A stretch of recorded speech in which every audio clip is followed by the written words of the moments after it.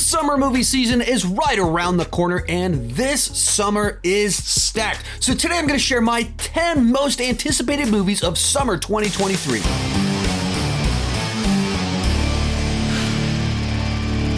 Hi, my name is Sean, and I love to talk about movies and TV way too much. With that in mind, go ahead and join me down below in the comment section. Share your most anticipated movies of summer 2023. My list isn't the right list. It's just my list, and I would love to see yours. In particular, if there's some smaller films that I might have missed that you think that I would be interested in. Now, every time I do a video like this talking about the summer movie season, someone always hops into the comment section and goes, actually, summer officially starts with the summer solstice, which will be June 21st this year, and summer will end on September 20th. I don't care. We're not talking about the season summer. We're talking about the summer movie season. They're not the same thing. Also, one quick thing before we get started, there's a companion video to this over on my Patreon page with more movies I'm excited for this summer, or movies that you should be excited for this summer. Join at any level and you can unlock that video, as well as my weekly Q&A live stream, my weekly box office roundup show. If you enjoy my content and want to support the channel or get more content just like it, consider joining over on Patreon for as little as $2 per month or $21 per year. Details are down below in the description, and let's get started. Number 10, Elemental, the latest film from Pixar. Now, historically, Pixar has a fantastic track record, and they've done some incredible original stories, and this is a new original concept with a little bit of that Inside Out flavor. I'm a big fan of Inside Out, in which case anything that kind of calls to mind that film has my attention. But Pixar's recent track record isn't the best. This hasn't been their hottest run of films, so that has me a little bit concerned about this movie. Now, the trailer that they put out, yes, did you have something you wanted to say? You just wanted to wave at the camera? All right, fair enough. I can understand the desire to do that since I talk to the camera every single day. But the trailer they put out has some nice elements to it with the animation, and particularly the way they animated the fire I thought looked particularly cool. Did seem a pretty heavy-handed on its messaging, and it felt kind of like familiar territory for this type of movie. So as a Pixar film, they're doing original. It has my attention, but there are reasons that I am concerned about this film. Number 9, The Meg 2, The Trench. Now, to be perfectly clear, I have no expectations that this is going to be a fantastic film. However, my wife is huge into bad shark movies, and the Meg, now franchise, is kind of our current big budget bad shark movie franchise. So inherently, or at least my brain is going to, what's going to make for a great date night this summer? Taking my wife to go see The Meg 2, The Trench with an obnoxious crowd of people who also want to see a ridiculous shark movie. They played some footage from it at CinemaCon this past week, and in the footage they showed off, it kicks off with the Meg eating a dinosaur. Like, I just know right now, just hearing that, I know this is going to be a fantastic date night. So will it be an amazing movie? Almost certainly not. It'll be a bad movie, but it'll be a bad Taco Bell movie. I love Taco Bell movies. That's cinematic fast food. It's not good for you, but you love to consume it. This movie has the potential to be this year's Taco Supreme. So if you're into this kind of thing, have this one on your radar. I know it's on my wife's radar. Number 8, Teenage Mutant Ninja Turtles, Mutant Mayhem, the new animated Ninja Turtles film from producer Seth Rogen. We did get a teaser trailer for it a month or two back, and it actually had a very cool look to it. It's from some of the creators of Mitchell's vs. the Machines, animated from a couple years back, that I thought was fantastic. And so whatever the creative team of the Mitchell's vs. the Machines is doing next, I'm interested in immediately. They happen to be working on the Ninja Turtles, something that I grew up watching Ninja Turtles. So anytime they put out a new movie, it has my attention. Very frequently, they haven't been good. and other times they have been good. But you're combining my childhood stuff, Ninja Turtles, with Mitchell's vs. the Machines. Mash those two together. You've got something I am interested in. Adding to that, I'm a father of 3 children, 11 and under. They are prime age for Ninja Turtle stuff. So there's just a lot of things that has me excited for this project. And that teaser trailer they put out put a smile on my face. And they're really putting the teenage back into Teenage Mutant Ninja Turtles. That has my attention. My name is Carrot. Oh, what were you trying to say? Hi, my name is Carrot. All right, wave at the camera over there. Hi, my name is Carrot. There it is. Perfect. Next up, Extraction 2. This is the Chris Hemsworth action franchise over on Netflix. The movies have been written by Joe Russo of the Russo brothers. The Russo brothers came up with a story. Joe went and wrote it, and they're directed by Sam Hargrave. Now, you might not know that name, Sam Hargrave, but you are very familiar with his work. So he was a long-running stuntman in Hollywood. Chris Evans as Captain America. I mean, he's in all the Marvel movies doing stunt work. He was a second unit director and stunt coordinator on Endgame. His brother in Endgame was America's ass for Captain America. And so his first directorial debut was the first Extraction movie. And he's part of kind of this resurgence of the action genre being directed by former stuntmen. So it's jam-packed with fantastic stunt work, awesome action choreography, dynamic shootouts. There's a car chase in it that's like one of those single take shots that where because no one else would run the camera, he was like sitting on the hood of a car filming this action sequence because he's not afraid, because he's a former stuntman. So did stunt work to film this incredible action sequence. And we got a new one coming. They've only put out a teaser trailer for it that kind of highlights this one like prison break action sequence or something where like Chris Hemsworth's arm catches on fire and he's still punching people in the face. I can't wait to check out this movie as an action movie guy, as someone that really liked the first Extraction, and as someone that got to interview Sam Hargrave when Extraction came out, and I loved getting to chat with that guy. He watched all the same movies that I was watching back in the 90s. As that person, I cannot wait to check out this movie. Number 6, Indiana Jones and the Dial of Destiny. Now, if there's a movie on this list that I've just got conflicting feelings about, it's this one right here. I am torn in so many directions for so many different reasons when it comes to this project. Indiana Jones, one of my favorite characters of all time, one of my favorite actor performance combinations of all time, the original trilogy, one of my favorite set of movies of all time.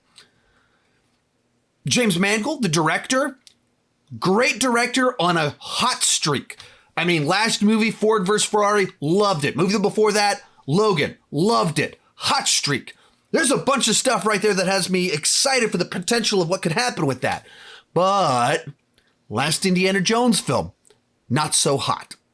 Lucasfilm, don't trust them right now. Very questionable about with everything that they do.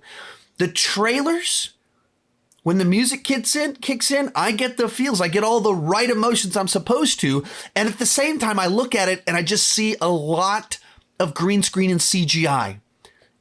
And that, to me, violates the basic principle of the franchise.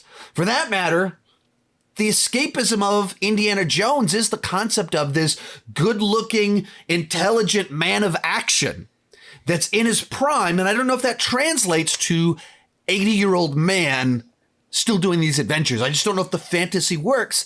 So, of course, I cannot wait to see a new Indiana Jones film. But I'm also terrified to see a new Indiana Jones film because it could go very, very wrong. There was massive reshoots. There's also kind of speculation about them reworking the movie. There's other rumors that the movie's fantastic and Lucasfilm loves it. There's so many things pulling in so many directions. So I'll go in hoping for the best, but prepared to have my heart broken again. 5. 5, Spider-Man Across the Spider-Verse. Like everyone else, I loved the first Spider-Verse film.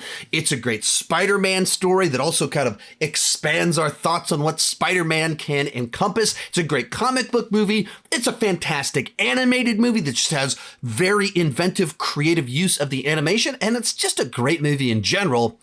And it came out 5 years ago. They took their time to get this movie right, to be able to expand things, to go bigger, but not miss out on the heart of what made the first movie so great in the first place. I have a friend that saw it at a test screening back in February, and he said great things about it. He said it was better than the first one. Now, make of this what you will. Apparently, he was the one person that wasn't a terribly large fan of the first movie, and he loved this one. So whatever that means, that's what he told me. The trailers look awesome. Looks like it's emotional. Obviously, they're just blowing up this concept of all the Spider-Man, Spider people out there. So it's going to be awesome. 4, Oppenheimer. It's a new Christopher Nolan movie. Therefore, it makes it into my most anticipated list. It's that simple. That's the rules of the universe. New Nolan movie equals most anticipated film. And with this one, it looks like maybe he might be swinging for the fences to try and finally get an Oscar. And sometimes it's crazy to think about which directors are some of the most celebrated of their generation that have never won any of the big Oscars.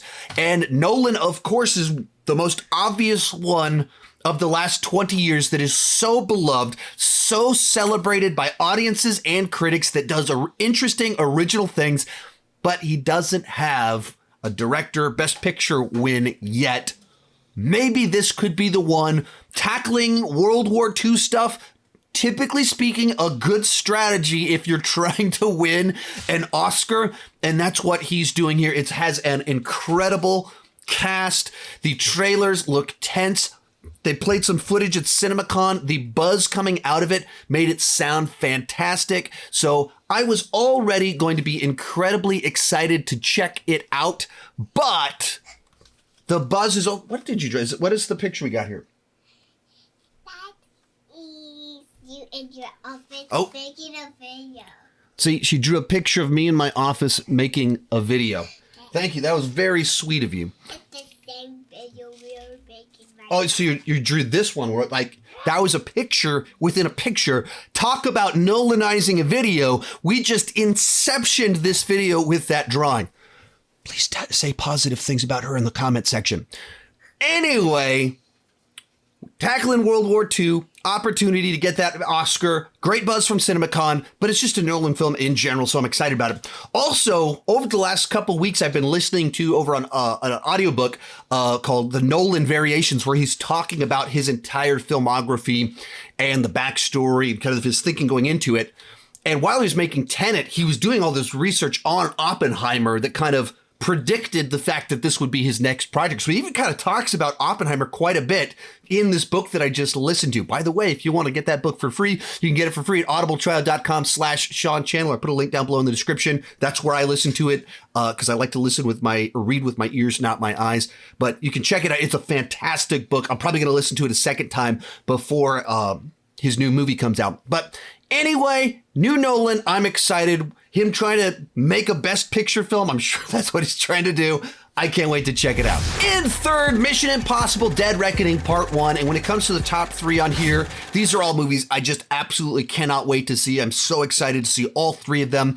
And whichever one came out on top or bottom is essentially based off of how recently they put out a trailer. And in the case of Mission Impossible Dead Reckoning, it was like last May that they put out the first teaser trailer, and then they put out like a special feature on this one stunt a few months back. But top 2 movies on here had something more recent to get me excited for it. But if they put out a Mission Impossible trailer 2 days ago, this movie would probably be number 1 on this list because of that recency bias. Anyway, Tom Cruise doesn't miss. Tom Cruise might be kind of an odd duck in real life, but he goes all out when it comes to his movies, and especially riding on the back of Top Gun Maverick from last year. I just want to see more of this guy going nuts, trying to entertain an audience. I mean, he trained for a year a full year to do this one stunt involving a motorbike going off of a cliff. 60-year-old man training for a year of his life so that he could drive a motorcycle off of a cliff so that we could get a 10-second shot in a movie. That's crazy. But it's crazy for the sake of entertaining me and you. And I know I will be rewarding that by going to go see this movie opening night as many times as possible and supporting Tom Cruise's effort to bring back old school stunt work. Our runner-up, Guardians of the Galaxy Volume 3. Now, if you've been paying attention to my channel the last couple of days, you know that yesterday I posted my review for Guardians of the Galaxy Volume 3. So why is it included on this list? Well, that's because this video was shot in the past. Actually, every video you've ever seen of me was shot in the past, but in the case of this one, I shot it about 5 hours, or I'm shooting this currently 5 hours before seeing Guardians of the Galaxy Volume 3. In fact, I rushed to shoot this video so that I could shoot this segment right now to explain why I'm saying I'm excited about a movie that I've already seen at the point in time that you're seeing this video. That was way too much explanation. I adore the original Guardians of the Galaxy. It took this obscure set of Marvel characters that are absolutely not the A-list and made us instantly fall in love with them. Now, infamously on my channel, my take on Guardians of the Galaxy Volume 2 is one of the hottest takes and most controversial takes I have shared on my channel, and I still get people confronting me about it all the time. In fact, whenever I meet people in person, they almost all the time they say, "Man, I love your opinions. I agree with you so much, but not on Guardians of the Galaxy Volume 2.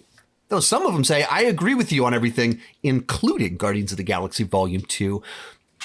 But especially with the holiday special coming out, it reminded me of why I love these characters. And even the way that I have frustrations with Guardians Volume 2, it wasn't in a way that made me cynical towards the franchise or James Gunn. I just think he picked the wrong direction to go with a few things. And as a little spoiler where things are heading with some videos, I rewatched Guardians Volume 2 a few days back. I have some new thoughts on it that are slightly different from my previous ones. Everything that the trailers have hinted at, it looks like. I like the direction of the plot, the emotion, everything more than Volume 2. Looks to be gut-wrenching while also being funny. Looks to have massive spectacle. And it doesn't feel like so many of these other recent Marvel movies that just feel manufactured by the Marvel studio. This feels like a James Gunn product. So I'm seeing it, like I said, in 4 hours and 40 minutes. Cannot wait to check out this film. What are you trying to share with us? What's this one? This. Oh, that's me clapping? But coming in at number 1, The Flash. Now, as a fan of The Flash, I've been wanting a Flash movie for a very long time, and they've been talking about making one for almost 20 years now. And there's been this rotating group of different directors, writers attached to it. David Goyer was in the mix at one point in time. And now we've reached a point in time where it played at CinemaCon just a couple days ago. But even before we get to that, Michael Keaton is the Batman of my childhood. 30 years later, he's coming back to the role. And I'd kind of forgotten how excited I was for this movie and for more Michael Keaton because of Ezra Miller's shenanigans from last year. But when that first trailer for the Super Bowl dropped, I was watching it and I was getting invested, not just because, oh, cool, look, it's Michael Keaton. Oh, cool, Supergirl. Oh, cool, 2 Flashes. Or are they 2 Flashes? But I was getting invested because the setup itself was compelling. This idea of someone who has the power to bring back a dead parent and save their other parent in the process. They have the power to do that, but it'll come at great cost to everything else. That is a compelling motivation and dramatic scenario to put our hero into. And the way that they're able to kind of do Flashpoint Paradox, but combined it with Man of Steel while having Michael Keaton Batman and Supergirl, all these different things kind of happening, it hit all the right notes. We got a second trailer a couple days back, and once again, it was very cool. It was exactly what I hoped it would be. I loved the trailers, loved that I'm getting Michael Keaton back in the role. So for me, as of this moment in time, it comes in at number 1. Remember, if you enjoyed this video, there's a companion to it over on Patreon with 10 more of my most anticipated films of this summer. Or if you want to check out that Christopher Nolan book, you can listen to it for free at audibletrial.com/Sean Chandler. Thank you so much for watching, and keep talking movies and TV too much. Bye-bye.